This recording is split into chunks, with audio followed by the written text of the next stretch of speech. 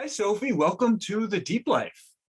Thank you so much for having me. I'm really excited to be here with you. Yeah, we're really excited to have you here and to dive deep into all your work and experience. But I guess to start out for our listeners, could you just share a little bit of your background and how you got to where you are and how you got into therapy? Absolutely. I've always been a sensitive person myself, and I know that we'll spend some time talking about what it means to be a sensitive person. But I think understanding feelings and needs and desires have always been a big part of my journey, even at times when that was really difficult, being a sensitive child and an overachiever and, having pressure on me as a human, a lot of it's self-imposed. But and I know we'll get a bit more into it later, but I did have quite the journey of being a sensitive person, and just always that led me to study psychology. By the time I got to college in Boston at Tufts, I immediately fell into the child development and clinical psychology program, learned a lot, had a lot of opportunities to study and research. And then that just led to many years of trying to understand how to support children that were having a difficult time. So I studied social work, I became a therapist. Play therapy is really the best option for emotional children to process. It's a form of kids getting to share their story and process through play instead of talking, because the part of the brain that can process and make sense of things in kiddos that's most accessible is the one that plays.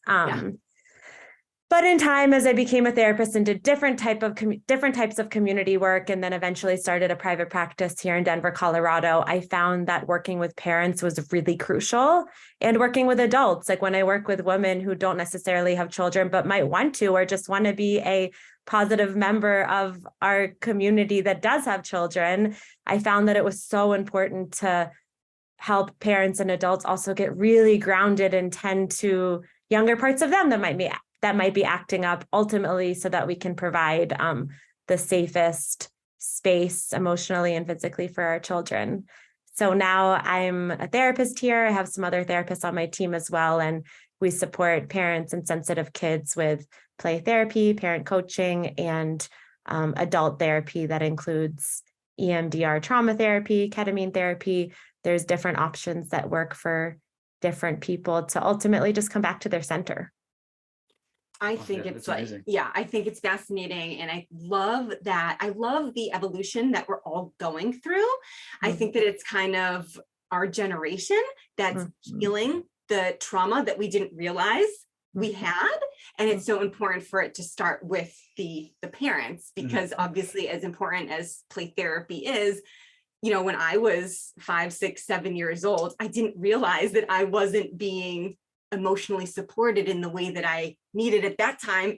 I do now at 35, but I didn't then. And now I'm trying to unlearn everything. So I just think it's it's just so miraculous that you get to work with these parents each and every day to just raise the consciousness of everybody around, just little by little, helping in that aspect. So it's just truly inspirational, the work that you do.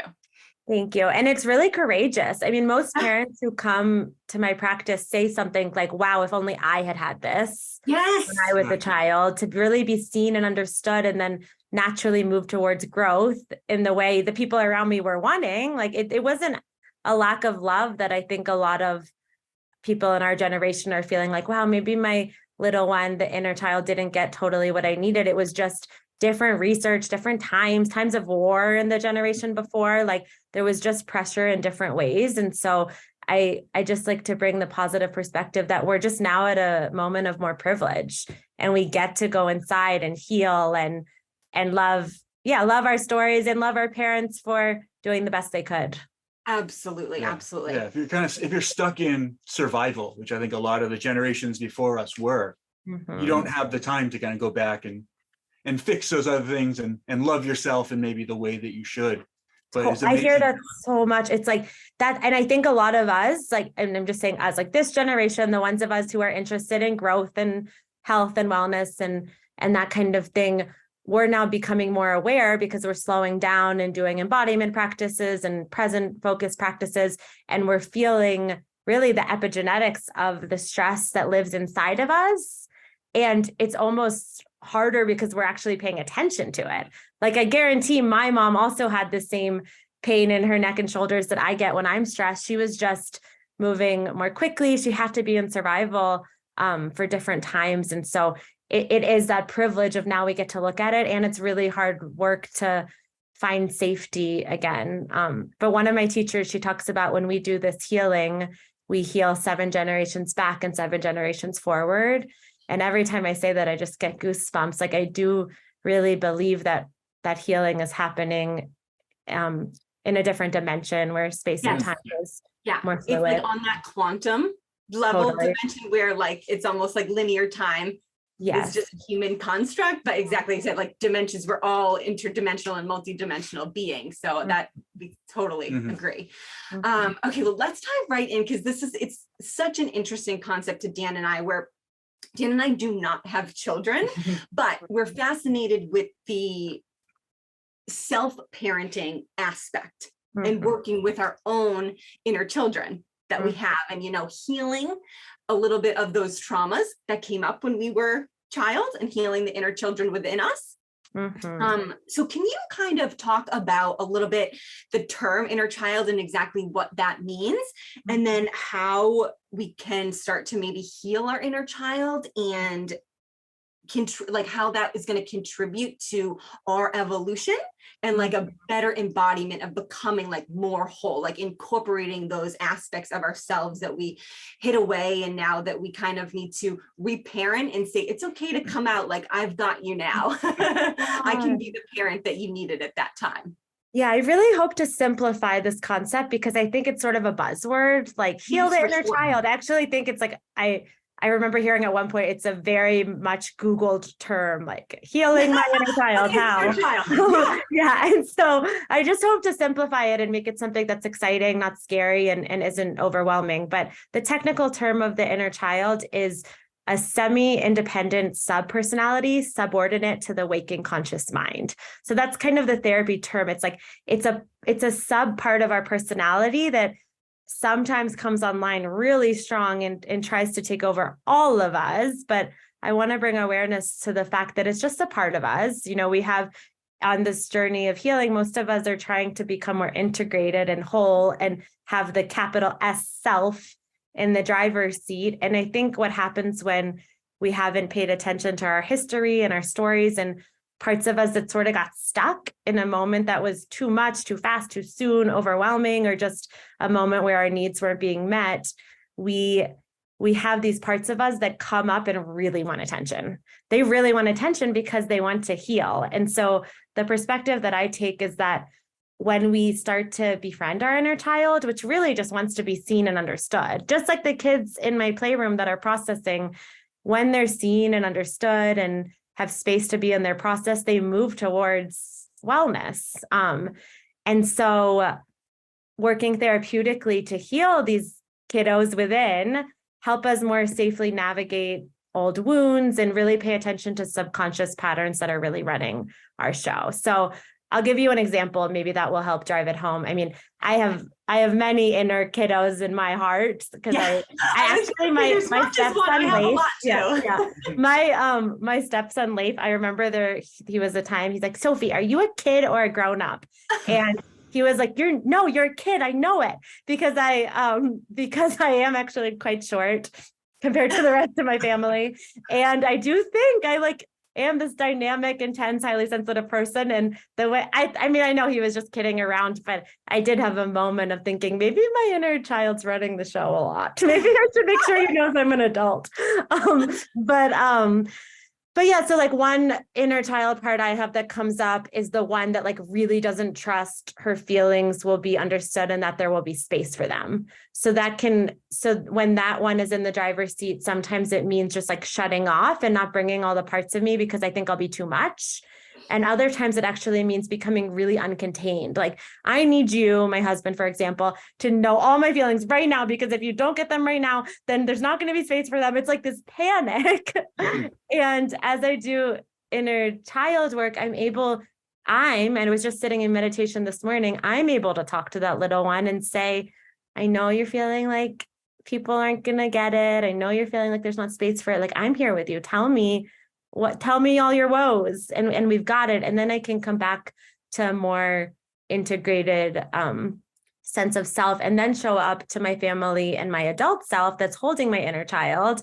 And I can say, I'm actually needing to share some feelings. Do you have space for it? But when you take care of the child, you come from a place of more responsiveness instead of reactivity. One more I wanted to share, because I know some people can identify with this, is I think my inner teenager can be really entitled.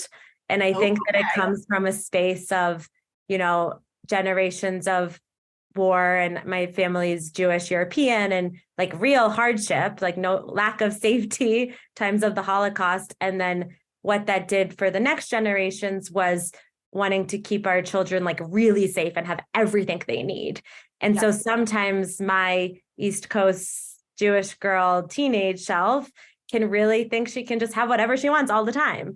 And it's like, that's also not a healthy space to be in conscious collaborative relationship. And so, yeah, I'm also in work with her to say, like, you don't get everything you want all the time. It's like, it's just these really honest conversations, and we have to, tend to the shame that comes up, and be really kind with ourselves, because from 0 to 7 is where we get most of our imprinting for where and how we see the world. And so these are deeply ingrained patterns, especially if you're working with the inner child under 7. Absolutely. I love that too. Yeah, I love that you said that you have many inner children. I was going to try to clarify that as well, because when I started the inner child work a couple years ago, I was focusing on the younger Elises, if you will. And then I listened to a podcast and they were talking about their inner teen. And I was like, whoa, I have like way more inner teen and like early 20 work that I gotta do. But just to share, like personally, that my inner teen and kind of early 20s was like almost rage. Like I was so furious that I felt no one in my family ever listened to me. No one ever took into account what I was saying. And I was so emotionally like battered and like just sad that the culmination just turned into rage. And I remember, I remember when we lived in LA a few years ago, I was making coffee and my coffee grinder wouldn't work. And it just set me off, where I grabbed like one of the wooden spoons that you like make vegetables with when you're sauteing or something. And I slammed it so many times. I was by myself on the counter that it broke. Oh my gosh. She like really came out. She was like, I am going to have my rage come out. Yeah. And I was like, okay, it's time I work on this. Like it hasn't been easy, right? I do want to put that in the forefront. It's not always easy to do this work, but it's so necessary, because like I said, luckily Dan and I don't have children, because in that moment, if I had a child present in my apartment where I was raging and like breaking this spoon, like that energy is transferred onto them. I wouldn't have known it like unconsciously, but like that's just something that I'm like so grateful for, that I'm working on this myself, even though I don't have, like I said, children, because I need it so desperately to heal within myself so I can show up as a better, person to my family, my friends, and my community. Yeah. And you get to now let that inner teenager know, like, there's space for your feelings now. Like from what I've known in getting to connect with you both, it's like Dan's here now. He'll hear you. You're here now. Like you can hear yourself. And so it's like, yes, space for the rage, maybe especially if there wasn't healthy space for it, because the emotional expression and ultimately assimilating it into your concept of what you need and what your world is a good thing. And you get to communicate with her now and let her know she's safe. And it doesn't have to be, it doesn't always have to be hard work either. I'm going to share with your community too, article that I had written up on this, and there's a meditation you can do some healing with, but the bonus practice I offered was to take your inner child on a date. Like, just be like, hey, like, what do you want to do? What do you want to talk about? Like, what do you need? Yeah. And it gets to be this like fun and playful experience of just being in right relationship with these parts of ourselves. Because when we add in like shame and guilt and make ourselves wrong after we've had episodes with them, I think that's when we just get stuck and repeat the patterns instead of letting it be a healing process. That's great. And we'll link in the show notes to that article because that's such a fabulous resource that we can offer. Yeah. But Dan has a fun story. Say, what you just said reminds me so much. I had a moment where I'd been kind of struggling. I kind of struggled a lot with, obviously, I've repressed a lot of emotions, and we can get into this too. And a lot of just sort of that, like my inner child was just sort of like pushed down for a long time. And one day I was just like sitting at the park, kind of journaling and meditating one morning, and was just like asking my inner child, like, what do you want? He's like, just like, get up and go climb this tree. And I just like got up, went over and like climbed a tree, and I was like swinging on the branches.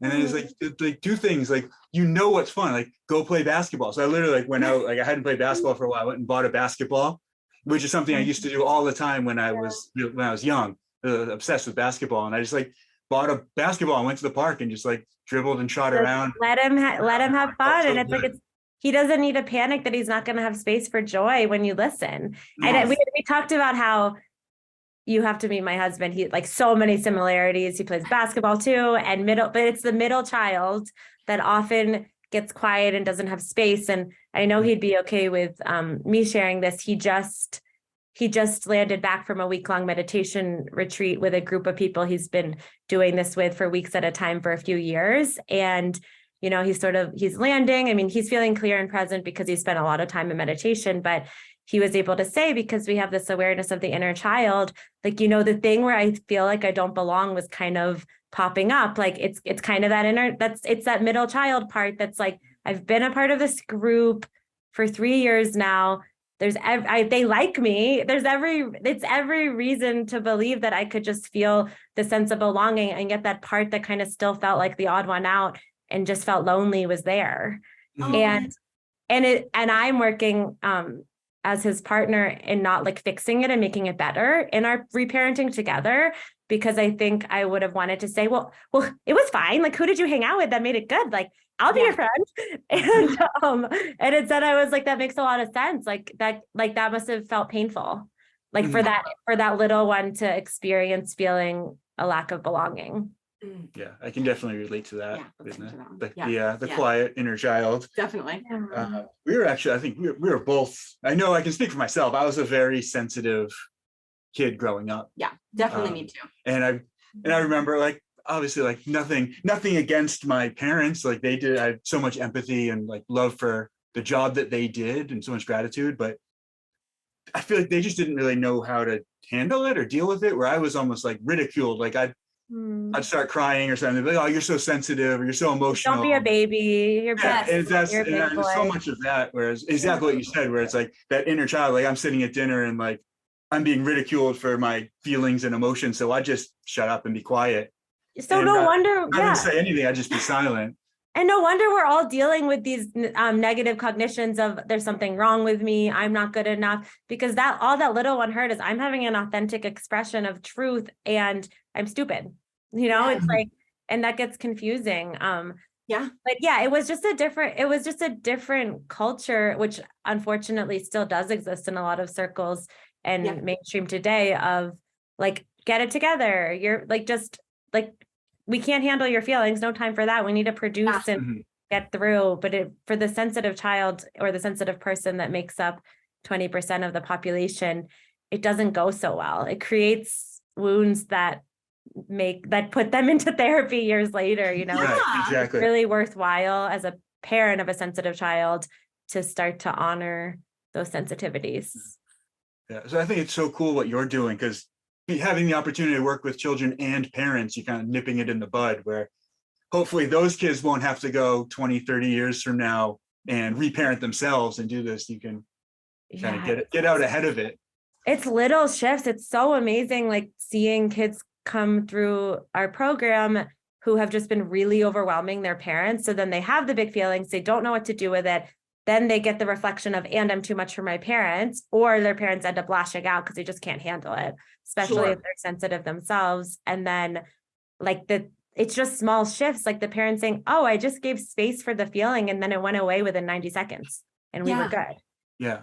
Or they learned how to set a loving boundary that actually worked. Like I'm cooking dinner right now. I love you so much. This feeling matters so much to me. And right now I'm doing this, and then I'm going to be with you and we're going to spend attuned time together. It's like parents learning how to set the limits they need to set, but in a way that doesn't squash the, pride and trust in oneself for the child.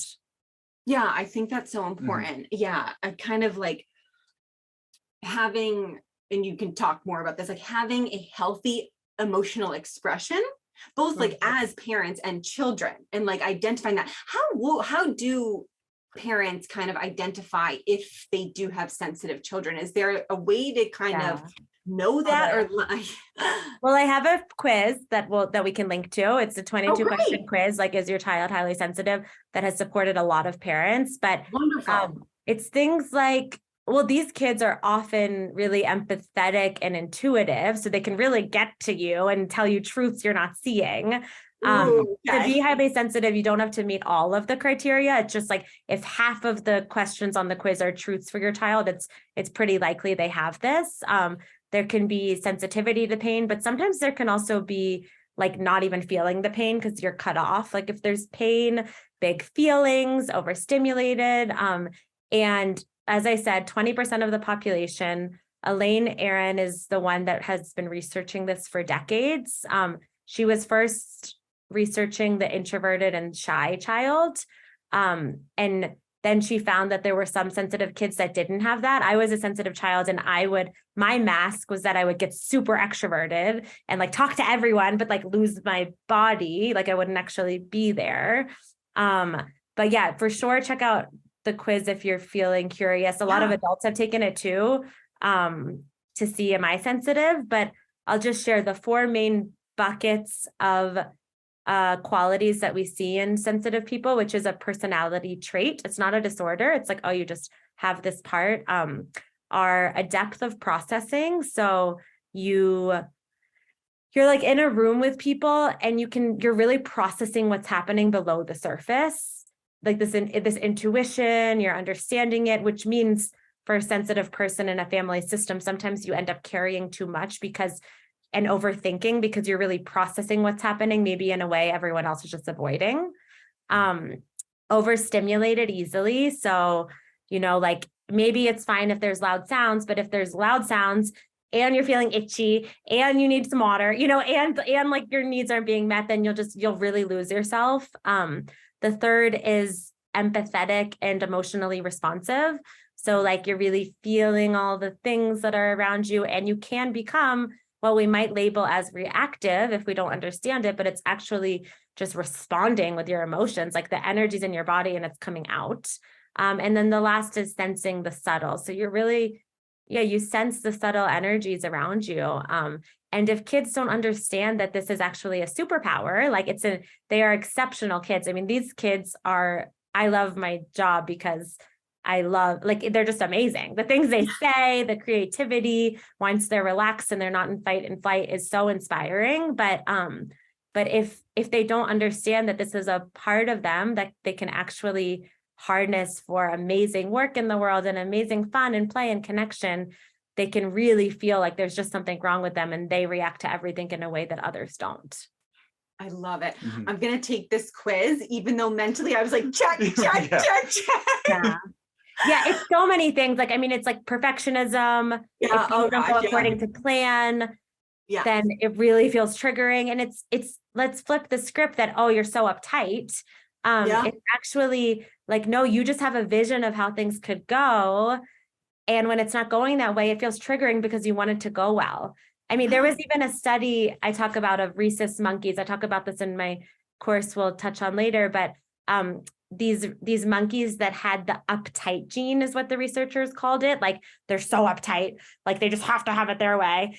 And how they mothered their babies versus the monkeys without the uptight genes.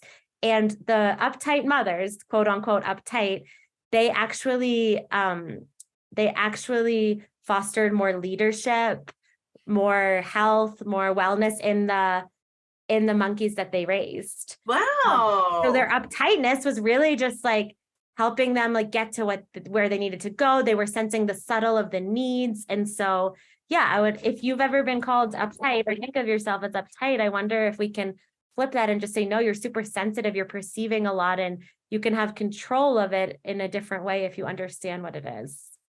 I love that. I think that's so interesting. And I actually love the analogy, well, the study that happened with the gorillas and the monkeys, because like that's nature.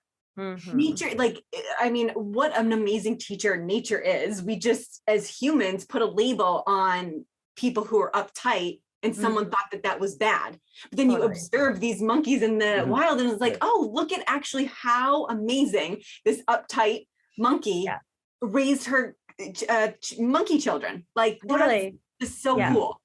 Yeah. And so there's also something with sensitive people called differential susceptibility that's been really studied. And it's the idea that like, because you're taking in so much and you take in more and you hold on for it for longer, you will be more impacted by your environment than others. So if you're a sensitive child with really good parenting, that's like exponential for your journey. Like you will be in your highest power, your highest purpose, like your parents got you, like you receive that more than the non-sensitive child. That's like, thanks for the good parenting. This feels good. You know, like they're just on their journey, but it goes the opposite too. So if you're in a family with not so great parenting for what you need, you're really impacted by that. And it can create a lot of wounding because you receive like intense discipline as I'm a bad person, I'm wrong, I shouldn't be here, instead of just, gosh, my parent was being annoying, like chill out, mom. You know, it's like you really internalize it. So I just think it's something to think about, because that also goes for adults who are highly sensitive. Like if you're in the wrong workplace, if you're in the wrong relationship, if you're doing the wrong, like coaching program or wellness program or whatever it is that's not really holding you, it will impact you in ways that like are just more intense than maybe the non-sensitive person. Yeah, that makes so much sense. Yeah, and I never thought of it that way, but it does. Yeah. It seems like it's so like, I don't even know how to word this, but like with parenting, like especially with like a sensitive child, how do you find the almost like balance between allowing them to be themselves, but then also not allowing like everything to be so bad or like so dramatic, maybe extreme? Yeah. I teach containment a lot. I think that sensitive kids learning containment and how to like manage their feelings but not have them completely spill out is part of how they harness their superpower. And so I see it a lot with sensitive kids where there have been no boundaries, or like it's all chill until their parent explodes. They come into my playroom in the first session, like literally every single toy is on the floor. Like they just show me their lack of containment. And I'm like, whoa, this is what it feels like to be you. This is a lot, you know, like this isn't good for you either. And so in modeling it, like my own containment, when I'm having a feeling and I'm in that moment, like I'm feeling overwhelmed and I'm like, whoa, this is really overwhelming. Like I want to be here with you. And I'm also feeling like things are a little blurry. I don't really know where my body is. So I'm going to take a breath and find my body so I can model that, because the science of mirror neurons, like the monkey see, monkey do studies tells us that kids will reflect back what we're showing them. So I'm modeling the regulation. And then I'm also teaching parents to do the same, as well as to provide really clear, neutral, loving boundaries. Like there are rules. We have there's nothing more dysregulating for the sensitive child than not knowing what the boundary is. Like we have rules. Here's what they are. You don't have to be perfect, but these are the rules and expectations, and here's the limit. And then within this limit, there's so much space to play and connect. But really it's boundaries. Like how do we model and activate clear, good boundaries in our lives all around?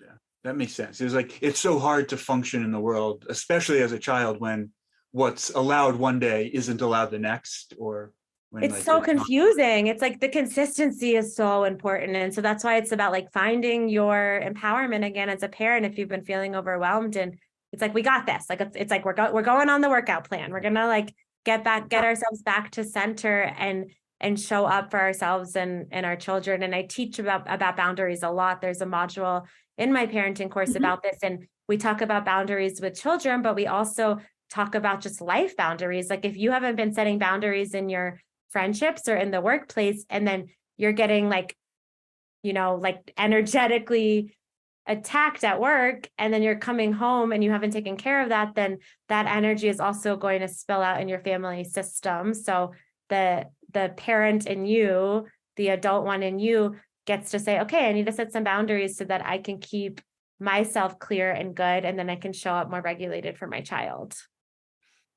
That makes Yeah, sense. absolutely. That makes sense too. Like exactly like I was saying a little bit, Dan and I don't have, kids, but it's so important for us to have that balance of, how can I take the best care of myself?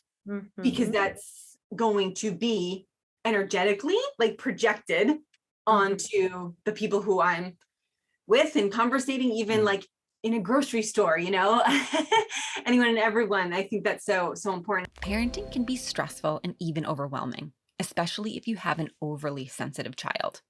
What if there was a way to better understand, guide, and nurture your child's unique sensitivity and emotional intelligence to set them up for success on their developmental journey?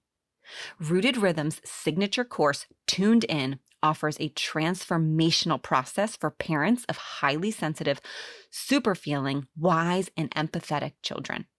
Dan and I don't have children of our own, but we were both highly sensitive children growing up. And we know firsthand how difficult it can be to feel and process emotions in a productive and constructive way at such a young age.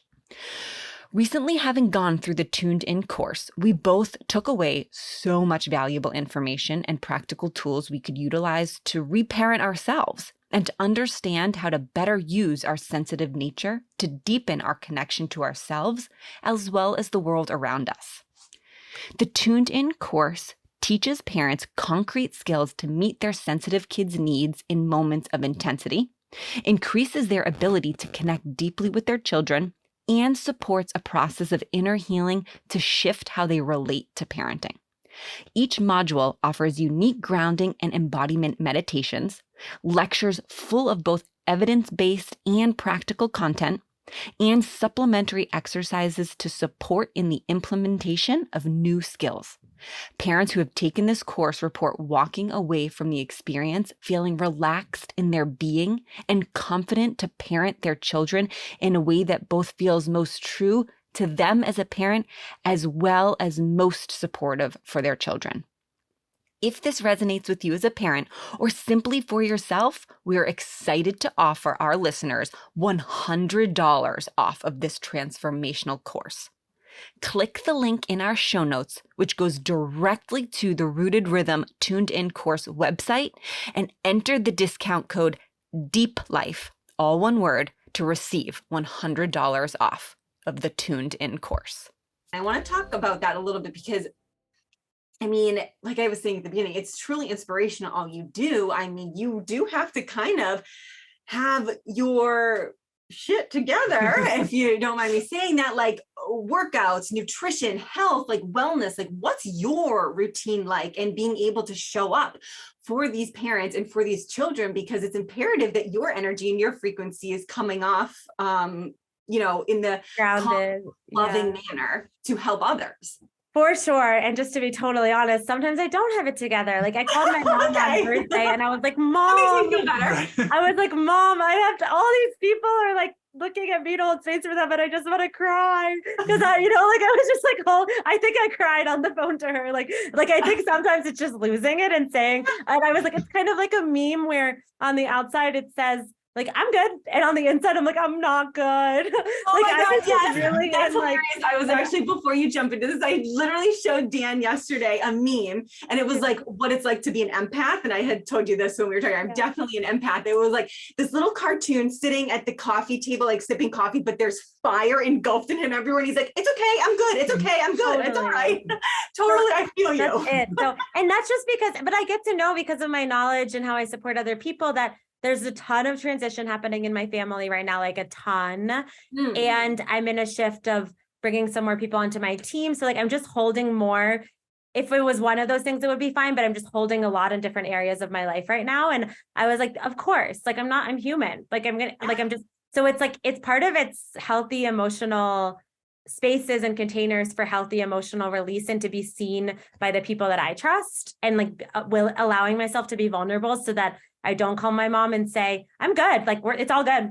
Like, and I actually say I'm actually not that great. Like just being honest with yourself and being able to name that. And then that's where the containment comes in, because I was like, I got it out. Then I was like, all right, Sophie, like, this is temporary, this moment of life. And like, you got this. And what a gift to get to stay grounded and hold space for someone else's journey. So I'm really reparenting myself throughout the day in that and finding support. I've been on a journey for a long time of health and connection to my body. I was a competitive track and cross country runner and marathon runner. I know we were going to dip into that a little bit, which also went the other way. Like I had a horrific eating disorder in high school, like so bad, like because I got it felt so good to be able to control my nervous system in that way. And so I went really far with that control.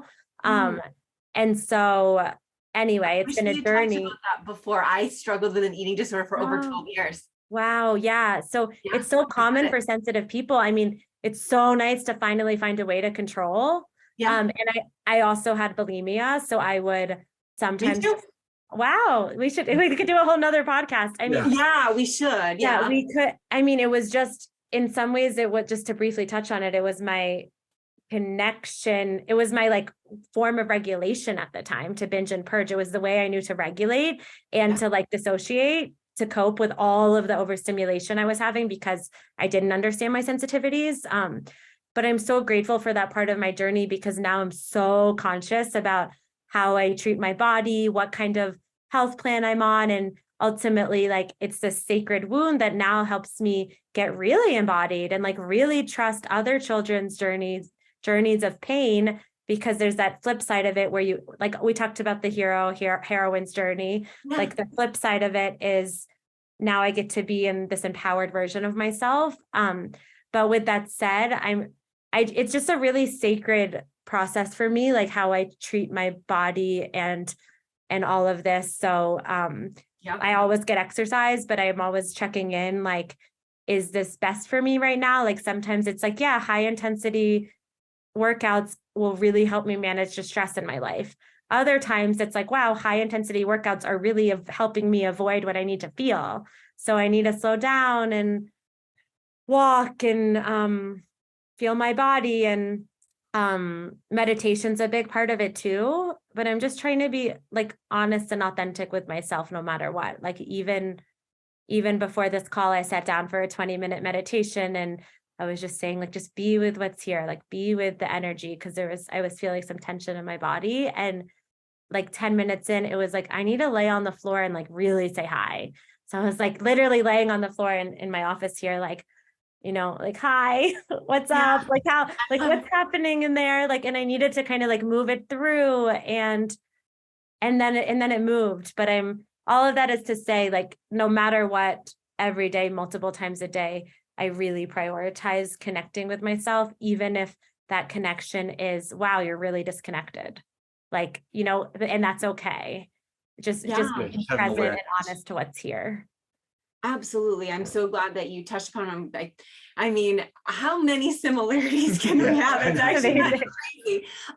But I resonate so much, obviously, with your story with the eating disorder. And I too,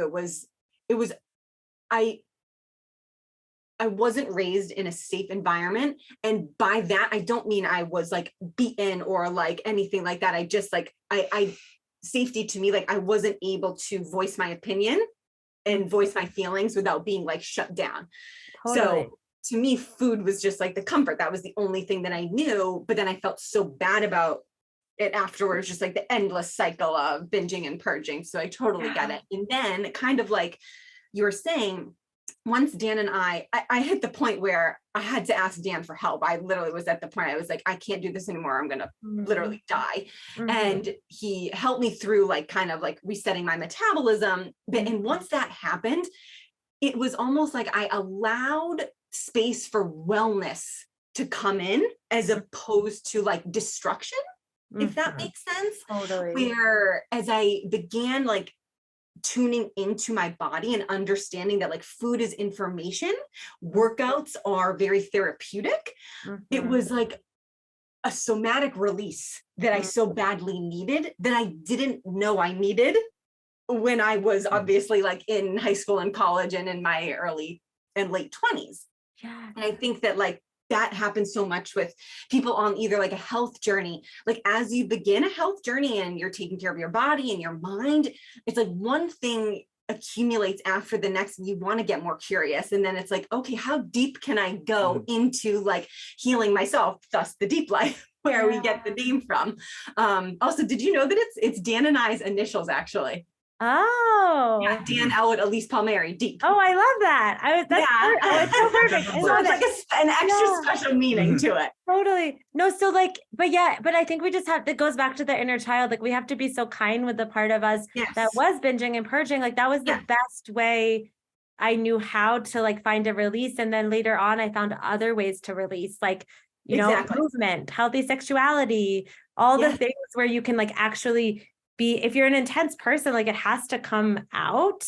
And so I think we just have to be really kind to ourselves, and then also honest with ourselves about our stories. Like, I think there was a while that I was like, I'm just healed. Like I'm always good now. And it's like, no, like during stressful times, that eating disorder little part will want to come in and say like, hey, if you just like only drink water today, you know, it's like silly things. Like it's like, and then I'm like, that's not what we do anymore. You know, like you have to kind of have that inner talk that helps you remember that that's not the way anymore. That doesn't work anymore. But I just think it's important for us. Like I know men and women, there's a high percentage of eating disorder, especially in the fitness industry. And to be honest with ourselves around that is so important. Yeah, absolutely. Absolutely. I want to jump in just because I love, I'm always really interested in what people do as far as workouts and exercise and take care of themselves. And you seem so intuitive, and you have, I don't know, I guess like a long history of exercise. So I'm curious how you find that balance. Is it almost just like day to day trusting yourself, or is there more of a routine to it? Well, do you ever, have you looked at the Enneagram at all? The types of people? Oh, it's personality types. Look into it. It's really like cool. the projector, there's like 9 types. I think that's like someone else is an expert on that maybe you could have and come on and talk about it. But it's really cool stuff. And I'm a 7, which is the enthusiast, and it's all or nothing. Like I could get addicted to anything if I wanted to. Like it's so intense. And so, and it's like the brand that also the high sensitivities. So I will say, like throughout time, I've gone through phases of just getting really into one thing. Like I'm going to yoga all the time. I'm really into running right now. I'm really into this thing. And I actually love that about myself because I can get to know something really well. Like I was studying Ido Portal's movement practice. I don't know if you've checked him out. And I was a few years into there's a group of people here in Denver and Boulder that teach his practice. And I was like so into it. It was like, I loved it, but I got to like learn it really well because for 3 years I went like 5 times a week. And I loved that part. So anyway, I'm loving like the different phases I go through, kind of like a child that has obsessions. And it's kind of like, here's what I'm doing right now. And I will say I'm in the most balanced space I've ever been. And I think it's interesting.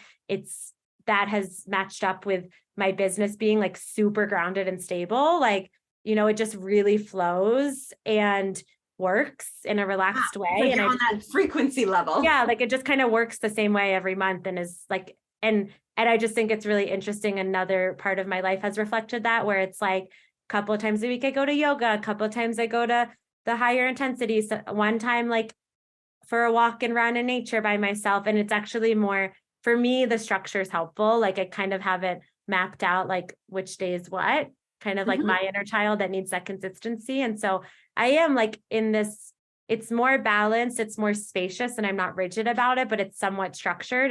And I just really like that. Like there's the part of me that feels safe with a plan. Yeah, for sure. And I think we talked about it. I'm on a carnivore diet at the moment. Did I tell you this? Yeah. No, but we've done it. So I love it. Oh, cool. We've done all the, all the things. Done like all the stuff. Yeah. A lot of experiments. Yeah. I have, because when we were coaching people, we needed to know. But that's try interesting. So I have Hashimoto's thyroid disorder. I've had it since I was 12. And then I've also have like the eating disorder for sure. I think it's a lifelong journey of teaching my body to trust itself again. Like I know my digestive system is like, you're going to just be normal now. Like, you know, for the past, it's been years since I was recovered, but it's still during those formative years, I wasn't treating it well. So it's taking I think it's a lifetime of rebuilding that trust, but, and also wanting to have a baby and having some fertility, like what just, I mean, I feel open sharing. I just wasn't producing progesterone. And Okay. so Yeah.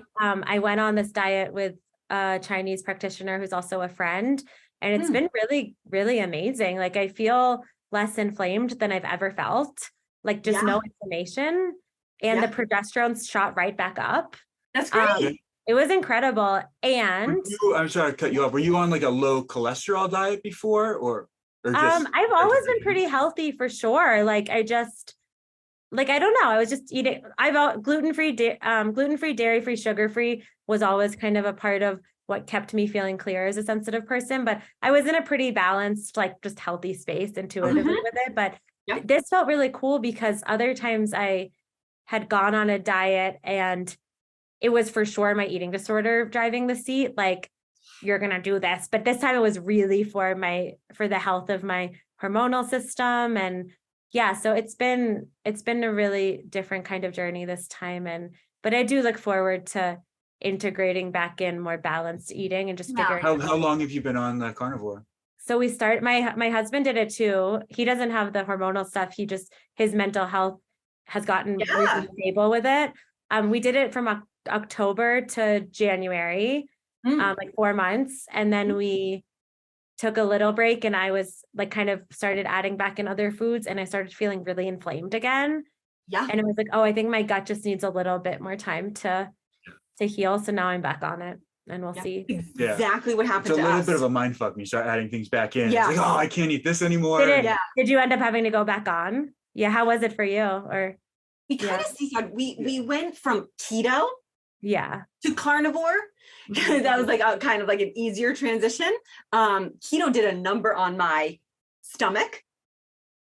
Not to be TMI, I just was like going to the bathroom like way too much. It was like very dehydrated.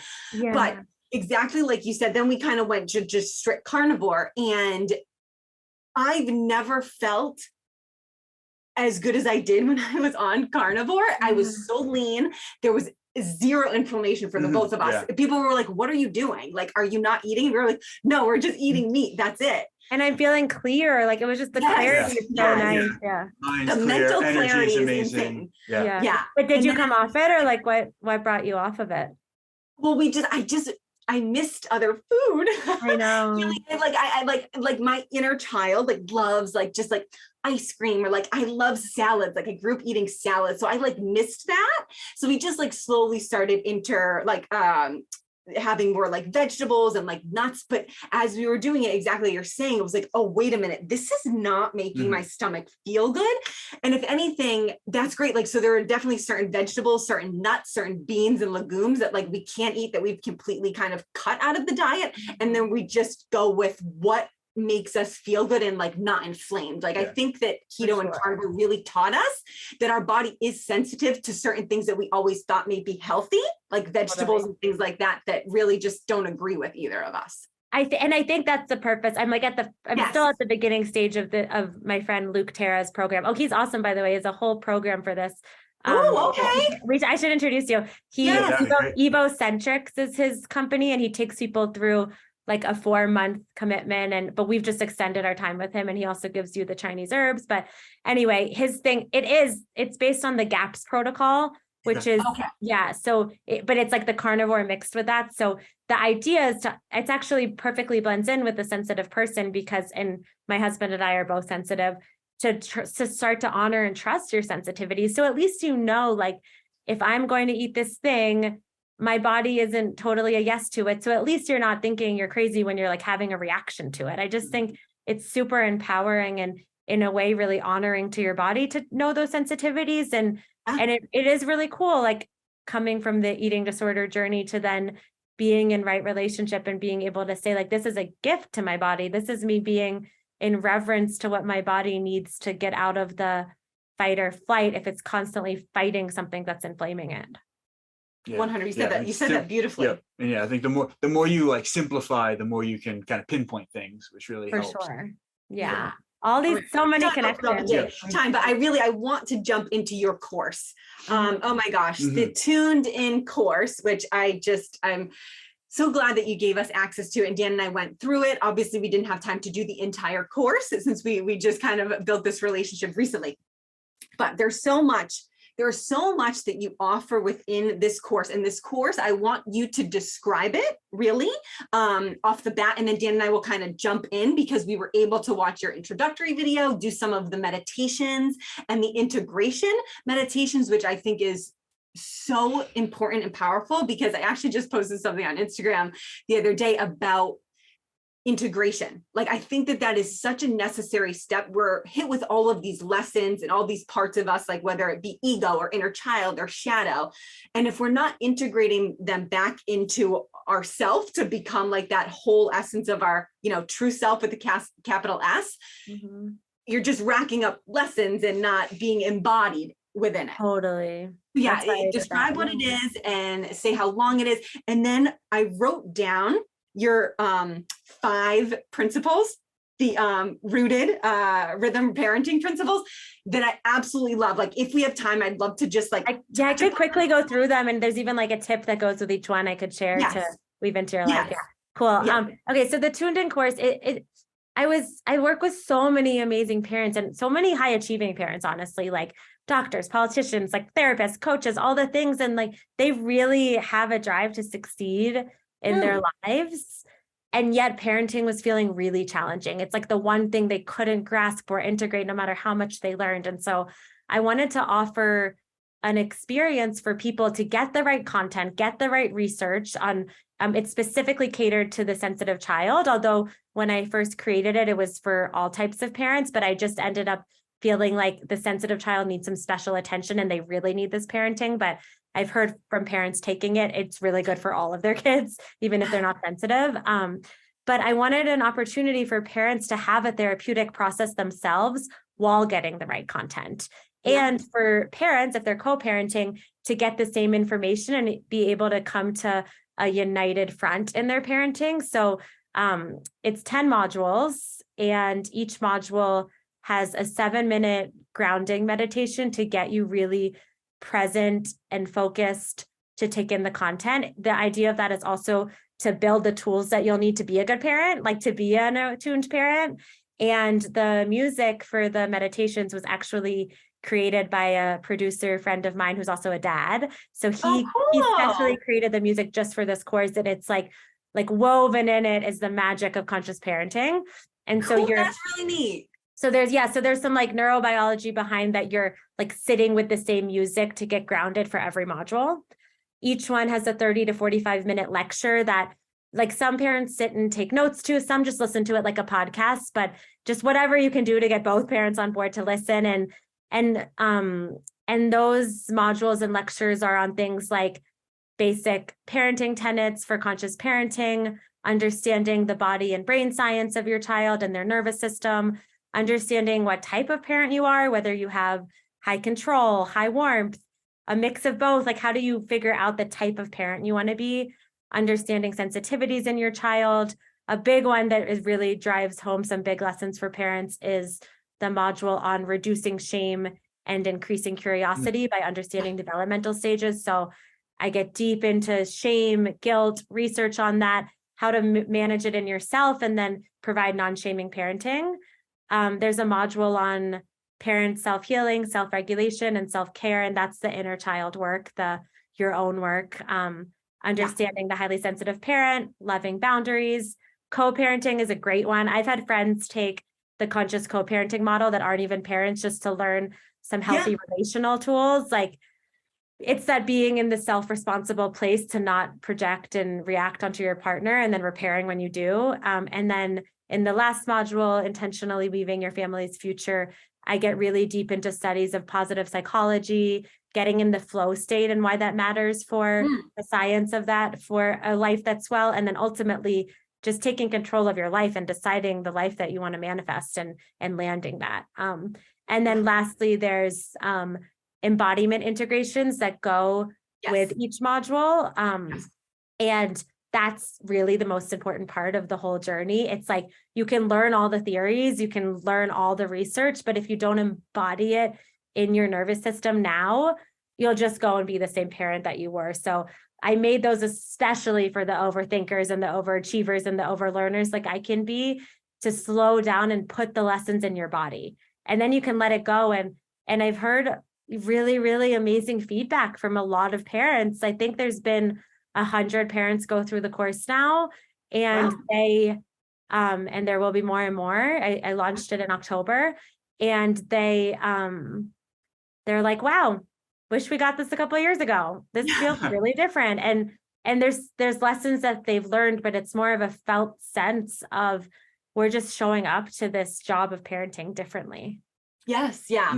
Yeah. I love that. And I wrote down here, obviously, like in my notes, I love that you also like give tips on like morning and evening routines that can be implemented within the family, that I think is like so important, because I do feel like, again, I'm not a parent, but like just in our health and wellness journey, like whenever we're tackling another, I want to say something that we're working on, it can be very overwhelming with not having kind of something to focus on. So you giving those examples, I think, is such a great way for the parents to integrate that into their life that may be tangible. And you also give like these kind of like homework, little assignments too. And I love that it's coming from such a genuine place. When I was looking at these assignments of like, all you're doing is asking these parents to kind of show up in a way that they can identify and become more aware of their habits that they may be projecting onto their children unconsciously. I mean, we all do that, whether we have kids or not. So I love that you're shining light on this, because it's allowing parents to say, hey, I wasn't doing this great, but like, it's something that I can work on. And you also see simple that tips. Yes, simple tips. And I can touch on the main 5 principles and the quick tips for each of people to take right away. But I just wanted to add an additional value that I've added into parents joining the community are weekly calls, like just jumping on a weekly parent call. Those will start beginning of May, so that you can feel the belonging. Like, so many parents sit in front of me and say, am I crazy? Am I the only one? And I think feeling that sense of connection to other parents of sensitive kids is so healing. And then also question and answer, like just a time to connect and get your questions answered. So that I'm adding in for like no additional price while you're taking the course. And just so that our listeners know, we are linking this in our show notes too, to the full access to the course as well. But yes, okay, go ahead right into the 5. Okay, so these are the tuned in principles. I found that a lot, this was even way before I launched the course. I was just taking parents through parent coaching and working with their kids, and people were feeling better a lot of the time. And I actually interviewed like 7 different clients that I had worked with. And there's this really cool app. Have you heard of the Otter app? No. It's an app. It basically transcribes your conversation. It's a side note, but basically I did these interviews. I used the Otter app, and I like had the interviews transcribed. And then I went through and I found common themes that people were saying and what really worked for them. And with that, I was able to come up with the 5 principles that were changing people's experience. So there's like literally I've given 45-minute talks on these modules in different, I mean, of these kind of different ways. So I'll really quickly just name each one, and I'll give you the quick tip. So the first tenet is to relax into the present moment and replace any sense of urgency with patience. I think our inner children and our real children want us to do it right now and move really quickly, because we're coming from the more reactive part of the brain. And so we have to bring the mindfulness, the presence back online and relax essentially and be here. And the tip for this one is the gaze of adoration. And it's the idea that if you're coming at someone, if you're coming at your child, at your partner, like ready to go, ready to fight, it's your job to soften back into wellness and pleasure, and then look towards your child or your partner for what you love about them, what you adore, like what's right, and then see how they respond. And you'll be like, oh, wow, I have the power to create an entirely different dynamic. The second one is to trust and honor your child's process as a mirror of your own process. And I think you can apply this to relationships too. Oh like, my gosh, like, just like, can we trust each other? Can we trust ourselves? And as I say that, I'm like, there's a lot of programming I have to not trust. So I'm working on this. But what if we trusted like that when Kendall, my husband, is stuck in something, he's got it. And I'm also stuck in stuff myself. And there's a process unfolding, and we can't go into fixing right now. The having to fix right now is actually a trauma response. Can we trust the journey instead? So the tip for that is zooming out with a bird's eye view of your greater timeline. Like, this is just one moment. Can we trust 10, 20, 30 years? Things will happen that are so outside of our control that we need to stop trying to pretend we can control. But I'm talking to myself here too, you know. So the third is do you have the third there? I wrote prioritize connection. The second got copy and pasted. I'm like, what's my third? That's an important one. Prioritize connection. We have a little note downstairs next to our morning and evening routine, and like a few house rules that we have that says like connection first, always, period. It's like, can we connect to ourselves and each other and come to a space of respect and love and unconditional okayness? And then we can set boundaries. But it's like, we need that connection time and we need to prioritize it. So the tip for this is that minimum for parents to have 5 minutes of one-on-one time a day. And it seems like nothing, but we're all so busy. Sometimes you don't slow down for 5 minutes with your child. 10 or 15 is even better.